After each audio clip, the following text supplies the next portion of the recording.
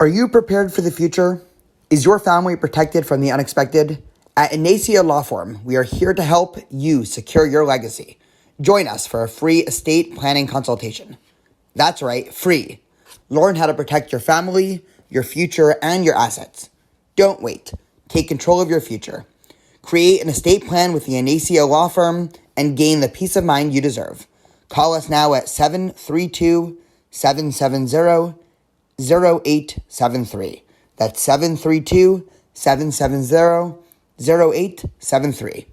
Now enjoy the podcast. Welcome to J Life with Daniel. I'm your host, Rabbi Daniel Levine. Okay, well, I have spent the last week in Israel, and I am currently talking to you all from a hotel smack in the middle of Jerusalem, about a 5-minute walk outside of the walls of the old city. And I can tell you, after thinking about, reading about, talking about, debating about, teaching about Israel, especially over the past 85 days since the tragedy, the massacre of October 7th, 2023, it is quite surreal to be here. And I'm excited to share with you all of my preliminary and raw thoughts about everything that I've seen, both the good and the bad, the positive, the optimistic and the pessimistic. I'm sure I'll have more time to develop these thoughts, to process this. One of the ways in which I was speaking to a friend about just witnessing the entire society here and all the examples that we're going to run through is that on a personal level, I feel like since October 7th, because of my job, because of my constant need to be talking about and teaching about and helping students and helping community members truly process the traumas of what happened and the aftermath and the data and the facts and the wider debate about the war and everything that everybody who follows either my podcast or my teaching or just talks to me consistently knows that I talk about, I built up some armor. And the way in which I processed since October 7th was to almost become a bit numb to just the scale of the tragedy. The fact that there were more Jews killed on October 7th than any day in Jewish history since the Holocaust. And I developed a bit of a numbness because, again, I had to teach a class here, run a conversation here, write an article here, record a podcast here. And sadly, when you repeat horrors and tragedies over and over again, you get used to it and you almost learn to live with it. And that very much happened until I got to Israel. And then immediately the numbness melted away and I came face to face with the reality, with the people here, with what happened. And so these thoughts are going to be a little bit raw. I tried to organize them ahead of time, but it's also very late at night here. We've been having very full days. And so hopefully I'll have more time later on to develop each of these ideas a little bit further. But here is what I have so far. There's an impending sense, and I felt this in some ways since October 7th, but coming here has really made me double down on this idea, highlight it, put it in bold, that there's a sense that for the last 2 generations of Jewish history, really since the Holocaust, that we've been living in sort of almost a post-Jewish historical age. Right? One could imagine Jewish history almost ending in 1948 or 1967. One could imagine the ups and downs of Jewish history, especially the tragedies, especially the anti-Semitism that students, that scholars of Jewish history know has sadly been commonplace and ubiquitous throughout our history. That we got into some sentiment, whether implicit or explicit, that in the Jewish community, whether it be in Israel or America, is almost living in a post-historical era, where the horrors of medieval, the horrors of pre-modern, the horrors of the 20th century anti-Semitic trends that we've seen throughout the world and throughout history, that was history. That happened a long time ago. Those are things that you commemorate on Yom HaShoah, on Holocaust Remembrance Day. Those are things that you commemorate on Jewish communal fast days. But now we're safe. Now in 2023, Jews are split between America and Israel. There's about 52 to 55% of Jews in the world live in Israel. About 40 to 45% of Jews in the world live in North America, depending on which polling data you trust. And there's this wide sense that Jews were safe. And October 7th, at least for me and what I'm seeing and talking to people throughout not just Israeli society, but the Jewish world, as I'm privileged to be here with a group of interdenominational, both rabbis and rabbinic students, is there's a sentiment of being thrusted back into Jewish history. All of a sudden, when I think about the Jewish state of being in the Middle Ages, the Jewish state of being in the 19th century with the pogroms, the 20th century with all the horrors that we know happened, instead of now merely thinking about that as history that now we've moved on from, when we delve into the details of October 7th, that could very well be its own genre. I'm almost imagining if October 7th had happened in the 1100s or 1200s or 1300s, there might very well be a unique Jewish fast day that rabbis would have set up to commemorate the horrors of the day. That's how much of a deal this was for the Jewish psyche. And so there's this wider notion of being thrusted back into Jewish history.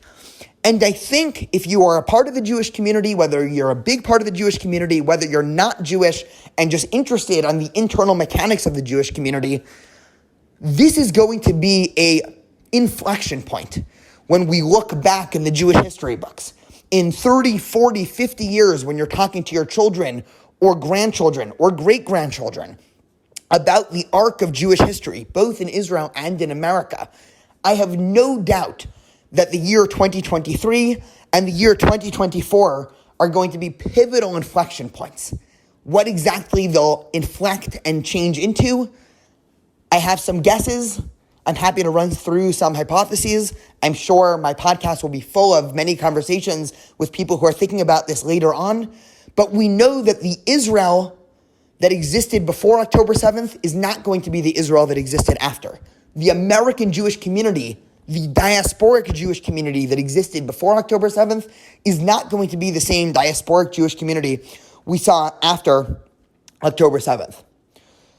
You know, even just thinking about this from a personal perspective, I landed in Israel last Thursday into the airport in Lod. It's a city a couple miles away from Tel Aviv. And immediately the first thing that happened to us when stepping off the plane is a red alert, or a Tzeva Adom as they call it in Israel, went off.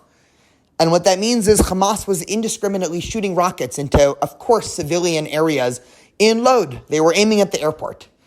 And so rather than get off the plane after a 14-hour flight and run to the bathroom, maybe brush my teeth, I crammed in with a group of hundreds of other people that just got off the flight into a bomb shelter where we stayed for about 20, 25 minutes with, again, very little idea of what was going on. People had different apps. People were texting people. And then all of a sudden, only when it was clear did we resume our normal lives. I experienced one other siren, and I'll talk a little bit more about our trip to the south. I had the privilege of going to Kfar Aza, one of the kibbutzim, quite a liberal kibbutz, by the way. This was a peace-loving kibbutz that I'll talk about in a few minutes. But we had a siren also go off, and again, instead of going to lunch, as we should have, we ended up cramming again into a bomb shelter with dozens of other people waiting there for 15 minutes until getting the go-ahead. This is the normal situation. This was considered normal in Israel before October 7th in many southern communities. Living side by side with Hamas, a group in which I've spent a lot of time on the podcast going into their ideology before. And I don't think Israel is going to tolerate this any longer. Israel after October 7th is not the same Israel before October 7th. No longer, I think, will majority of the Jewish world stand by while simply letting people lob rockets at our civilians, letting people come into our neighborhoods indiscriminately attacking civilians. And again, this is a new iteration in the course of Jewish history, in the course of Zionist thought. We heard stories. Again, the stories of heroicism are what is striking me the most, right? When we talk about tragedies in Jewish history, whether they be ancient, medieval, pogroms in Eastern Europe, the Holocaust, almost all of the stories present the Jews as victims. Because of course the Jews were victims, and in October 7th, sure, the Jews were victims again. But that's not how Israelis are thinking about this story. And this is really important to understanding the psychology of what's going on right now. Israelis are presenting the people in October 7th, the Jews who were butchered by Hamas, as heroes. Because as the stories are coming out, as we're talking to more and more people that have family, that have friends, people who were even themselves present either at the Nova Festival or any of these various kibbutzim, is a story of heroic bravery. We heard the story of a grandfather who immediately left his house in Tel Aviv, grabbed a handgun. This person was in his late 60s, and drove all the way down to the south in an attempt to rescue his grandchildren and children who were under siege by Hamas terrorists. And this old man, right, this grandfather, neutralized 4 terrorists on the way to successfully rescuing his great-grandchildren who were hiding in a safe room. These were children being afraid of Hamas terrorists. We heard a story of a Magen David Adom, the Israeli National Ambulance Service driver, who, again, on October 7th, as they started getting calls, he wasn't on duty, but he immediately took his ambulance and started driving south, again, towards all of the chaos, towards all of the bloodshed. And he was immediately got into a firefight with Hamas terrorists, again, while he was in the ambulance. The ambulance lights were on, and of course, he was shot through the windshield and killed while in his ambulance, showing, again, the sadism of Hamas, but on the other hand, showing the bravery of this brave man, a father of 3 kids, who said, I'm not going to sit idly by. I'm not going to present myself as a victim. I'm going to act. No longer are the Jews, right? This was the whole Zionist philosophy. No longer are the Jews going to be a subject, going to be a subject that wider forces act upon it, but Jews are going to stand up for ourselves. Jews are going to be people that have self-autonomy. Jews are going to claim power. Again, not total corrupting power. I've talked about this before on the podcast, but power that ensures that no longer will Jews be able to be butchered by the dozens, by the hundreds, by the thousands, without being able to stand up for ourselves.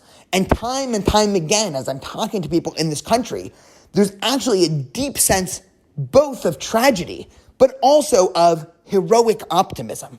Israeli society mobilized on October 7th, 2023.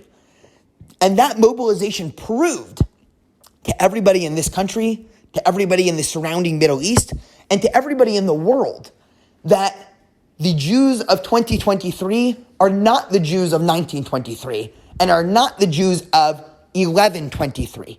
That no longer will there ever be a time in Jewish history where people will be able to murder, where people will be able to harass, where people will be able to sexually assault. I don't know if anybody saw the New York Times article documenting sexual abuse on 10/7. I highly recommend it with all of the warnings in the beginning that it is a very tough read, but I do think it's important.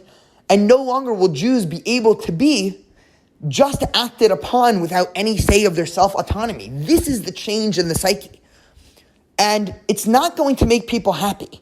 And perhaps I'll get to this in another podcast, but I think Jews that are living in the wider Western world outside of Israel, certainly Jews in Europe, but of course also Jews in America and Canada, we are in for a long next couple of years because the philosophy and the psyche, I believe, of the Jewish world has changed, but the philosophy and the psyche of the wider world has not changed. And I'll talk about this in about 15 minutes.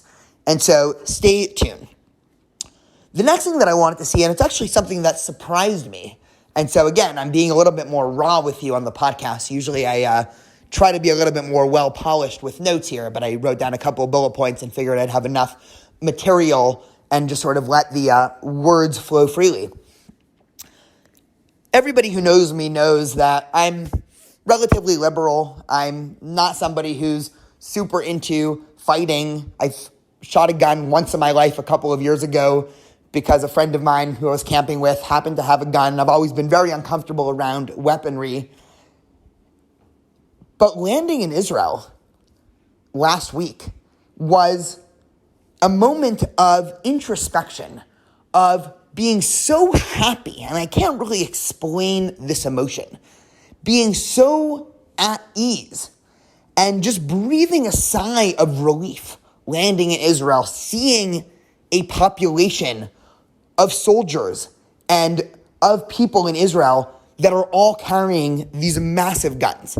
Now, I know that for many people here are a little bit shocked to say that. Generally landing into a country and seeing every single place I've gone, there's been machine guns everywhere by 18 to 40-year-olds, because again, the whole country is in reserves right now, in the IDF uniform, holding machine guns and other types of guns, right? Guns are now, they've always been quite ubiquitous in Israel, but now they're even more ubiquitous.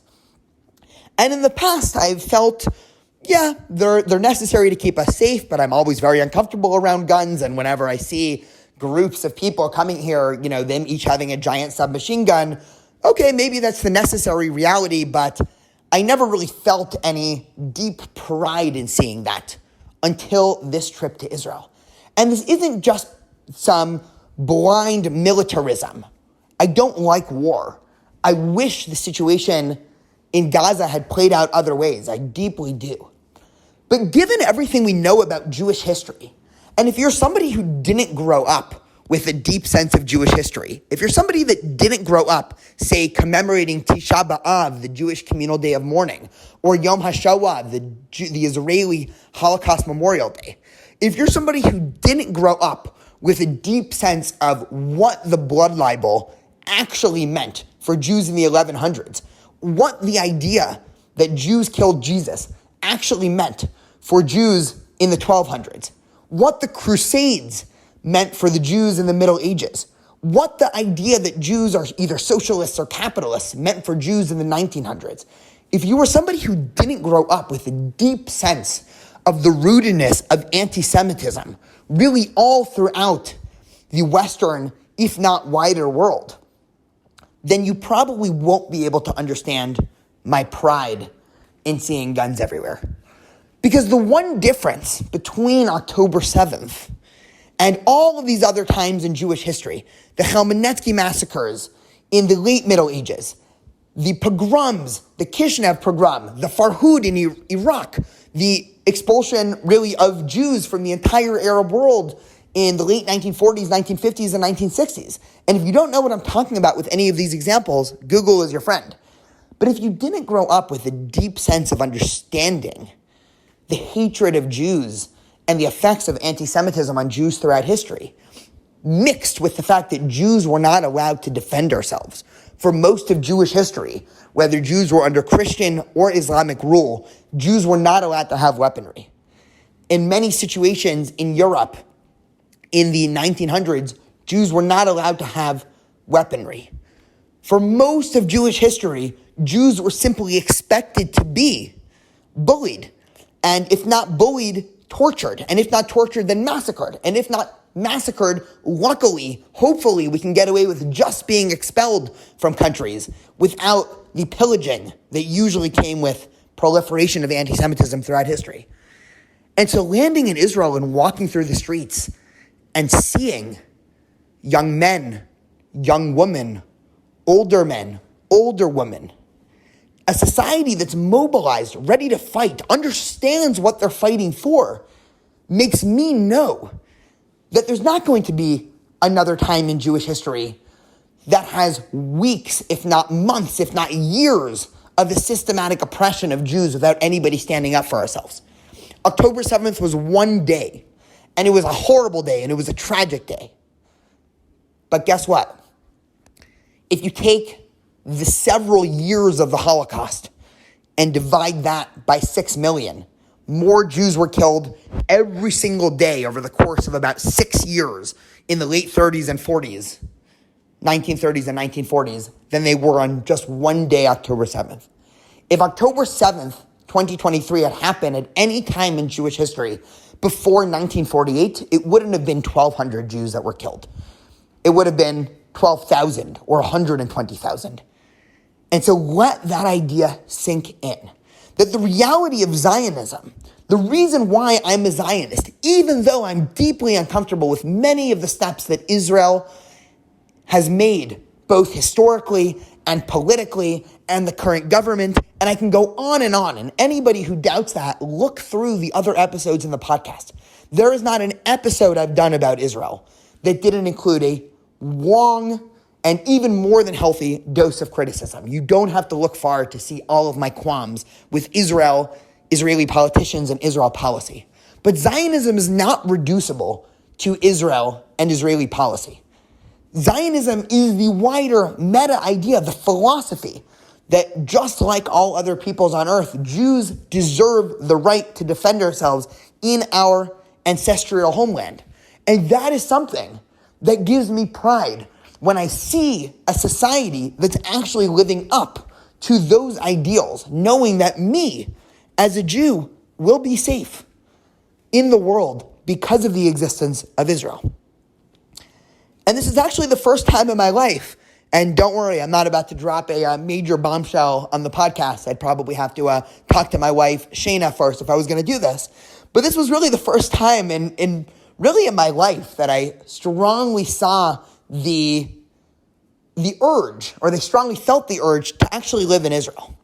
All my life, I've loved Israel. I spent a year in Israel, a year and a half in Israel when I was 18. I've been to Israel probably 40 times in my life, and I love it here. But I've always felt very at home in America. I still do feel at home in America. I actually hope to do an upcoming episode on the future of American Judaism after October 7th, so stay tuned, get excited for that. But I've felt for the first time a deep ease, and not just ease, but an allure to living here that I've never really felt as strongly before. Because one, this is a society that, again, is indicative of everything I've discussed before, but it's also a society where I don't have to constantly explain my own existence. One of the problems that I've been seeing in the West, especially on campus, but in other places as well, this is a problem that's only going to get worse, so brace yourself for it, is the constant need for Jews to explain ourselves. This has been also true throughout all of Jewish history. All throughout Jewish history, other people have always tried to define us and have always tried to ignore our attempt to define ourselves. And this is, again, what we're seeing in the West. So many times I have to have conversations of, no, Judaism is not just a religion. We're an ethnic group. We're a nationality. We're a culture. We also happen to have a religion as a part of that, but Judaism is not really the same as Islam and Christianity, and that's why Israel, yes, is a Jewish state, but not a religious Jewish state, right? You can see all the arguments back and forth, and those are conversations that I expect to have thousands of more within the next year or two. But in Israel, everybody gets it.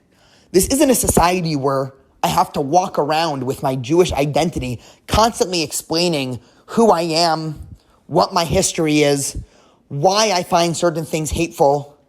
And in many ways, and I actually hate to say this, I didn't think this through before I was about to say this, but again, here we go, raw emotions on the podcast here. I can almost understand for the first time why a lot of minority groups in America are moving towards spaces where they only want people of their, insert either gender or race or X here, and specifically want to exclude people on the outside. I don't think that that's healthy for the future of America and liberal democracy, but I do understand it. And it's part of the allure that I'm feeling towards Israel now. It would be easier in some way to be here, to be around people who get it, to be around people who have a deep sense of understanding of Jewish history, of what happens when Jews don't have power, of our Jewish tradition, of Jewish culture, of all these things. And again, this is just, some ideas that are coming into play. And this is a fascinating, wider interplay to consider. Now, needless to say, the world is not going to like any of this. If we think about this from a more global perspective, and I really invite you to think about this critically from the realm of both history, anthropology, sociology, and religion. And this is not some theory I've come up with. This is the work of many scholars who think about Judaism and Jewish history and what it means from the Jewish image to have switched from that of depraved minority within the wider Christian and Muslim world to strong Zionists, the form of the new Jew. Is if you think about it, the world does to some extent care about Jews. I genuinely do think the world feels bad when Jews are butchered. The world can commemorate the Holocaust every year. Heck, the world can even feel bad about October 7th. But the image of the Jew in the international image, the image of the Jew very much brought about because of Christianity and Islam, and I'll defend that statement in about a minute, is towards seeing Jews specifically as the victim. Within wider Christian and Islamic theology, religious traditions that were quite literally built on the edifice of Judaism, the existence of Judaism and Jews throughout history issued a major explicit threat to the truth of these secondary traditions. This is not something I'm coming up with. This was stated by Augustine in the 4th century, by medieval church figures, by medieval Islamic thinkers, by contemporary Islamic figures. The very idea that there are Jews around in the world, once either Jesus had his second coming to abolish the old Mosaic tradition, or Muhammad came and abolished both the Jewish and subsequent Christian prophetic traditions or added to it, the existence of Jews represents an implicit or explicit threat to these traditions. Because if they are true, why do the original people of the book not accept these ideas? And so through some interesting philosophy and theology, generally started by the Christian world, but then seeping over into the Islamic world, they reconcile that, you know what? Perhaps the reason why the Jews are kept around, specifically the Jews were kept around without power in the much wider hegemonic and powerful Christian empire, is because this is actually their punishment. The Jews get to exist, but the Jews specifically get to exist in a sad, in a tortured state. The Jews get to exist as the universal bullied, that the Jews will forever be the victims. And that is specifically the truth claim of Christianity or Islam, is because specifically the Jews, who were the people who should have accepted these new traditions but didn't, so they'll be kept around for all of eternity in a secondary class, in a tortured status, in one where they have no power. The question of Jewish strength and Jewish autonomy, and yes, Zionism, is one that is contrary to the entire Western Christian and the entire Islamic image of the Jews. Jews are not supposed to be powerful. Jews are supposed to be at the whims of the Catholic Church. Jews are not supposed to be powerful. Jews are supposed to be dhimmis, second-class citizens in the Islamic world, where no matter what, whether we're talking about 8th century Baghdad, 12th century Egypt, 18th century Turkey, 20th century Iran, Jews living all throughout the Muslim world were allowed to exist. They even had a certain amount of rights and protections, but only as second-class citizens, only as dhimmis, only as people that knew that they couldn't practice Judaism outside, that the synagogues were not allowed to be as tall as churches, that Jews oftentimes at differing times in different countries would have to wear things to signify that they have the lower status of Jew. So the world can tolerate Jews when we're in a situation of second-class sadistry. But all of a sudden, in the last 70 years of Zionism, of Jewish autonomy, of Jewish strength, this is why you see the world freaking out, because we do not fit into the neatly defined categories that the rest of the world wants to give upon the Jew. And this is the wider ideological fight that I think we are coming into after 2023, after, again, the Jewish people have gone through an additional iteration in our wider history. Now, make no mistake, 2023 will be an inflection point, as I said before. And I think the parts of the Jewish community that decide that in this moment they're not going to be with the plurality, with the majority of the Jewish community standing up for our own self-autonomy and protection, I predict within 2 generations or 3 generations, they will all have assimilated out and left the Jewish community. And no, I don't think I'm being hyperbolic. There's only so long that bland universalism can survive in the wake of a particularistic identity that is constantly under attack. And perhaps the most refreshing thing to see in Israel, and this will be a nice idea to conclude by, is the sheer unity that is ubiquitous throughout this country. If you've been following my podcast for the last 2 years, the last 2 years of Israel's politics has been the most divisive that Israel has ever seen. I recorded a podcast less than a year ago where I quoted that Israeli polls were polling at 50% of the country being nervous at a civil war happening within the next couple of years. This was not an overstatement. Israel was torn in half about the debates about judicial reform protests. For those who don't know what that is, feel free to look back to many podcasts that I recorded last year. Israel was torn in half about debates about Bibi Netanyahu, about debates between the religious and the secular side. And it's not that these issues have gone away. I do believe these issues are going to come back to some extent after the war in Gaza is won and finished. But these issues are no longer tearing apart the fabric of the country. Israeli society is completely unified, secular and religious. We talk to people from the Haredi, the ultra-Orthodox sector, that have been doing everything they can, even though ideologically they don't go to the army, everything they can to help the country. We talk to people from the left-wing sector who just months ago were organizing all of their energy in anti-governmental protests, all of a sudden now helping the Israeli government, helping the IDF conduct its crucial war in Gaza. I talked to a Jewish teenager from Costa Rica, a person who had never been in Israel before. I bumped into him at a shawarma shop in Tel Aviv last week, and I saw him sitting alone, so I sat next to him and asked him, right, this is not a time for general tourism in Israel. I was able to tell that he was clearly not Israeli from the way that he was talking when he ordered. And so I sat down and I asked him how he ended up in Israel. And he said that he's never been to Israel. He grew up with a slight Jewish identity, but not particularly religious, not particularly knowledgeable. But as soon as October 7th happened, he started receiving anti-Semitic comments from his classmates in Costa Rica. Now, note this. This was a guy, according to his own testimony to me, he never said anything about Israel. People just happened to know that he was Jewish, and he was still receiving anti-Israel, but really anti-Semitic statements and jeers from his classmates. And so what did he do? Rather than sit there as a meek victim and talk about it and complain about it, he decided to get on a plane and come to the south of Israel and help volunteer in the fields to pick avocados and potatoes that the normal workers have fled the country. And so therefore he can help out the wider Jewish people.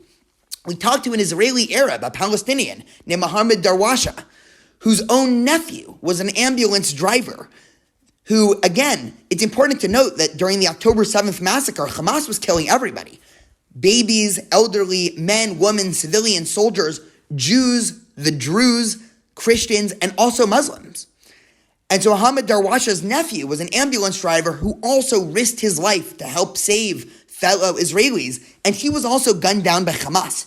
And we talked to other people from the Israeli Arab, the Palestinian sector that are living here, and they're also talking about a newfound identity of identifying with this country against what they now see to be threats, not just against the Jews in the Middle East, but against the very idea of liberal democracy, whether or not it exists in Israel or around the world. The last image that I just want to end off with, as I was walking through Kfar Aza, one of the kibbutzim that was hit particularly hard. And again, this was a kibbutz where babies were massacred, where bodies were burned whole, where parents were tortured in front of their children. This is all well documented. If this is shocking you, please take some time to do some research. Sadly, the videos are online. If the videos are too emotionally gut-wrenching for you, all of the accounts are online. You can read them. It's really worth it to take the time to understand this Nazi-like horrors that Hamas inflicted on Israel on October 7th. But we started to see Sukkot.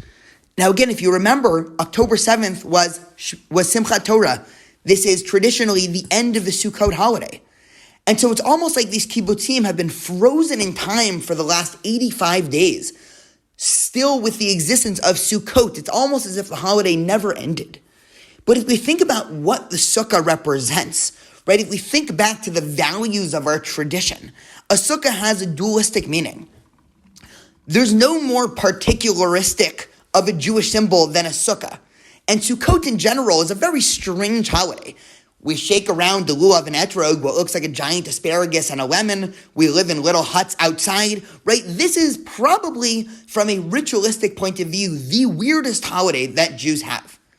Yet the entire imagery of a sukkah is one that is outside and open to everybody. And the values, the idea of Sukkot is that of hospitality, that of universalism.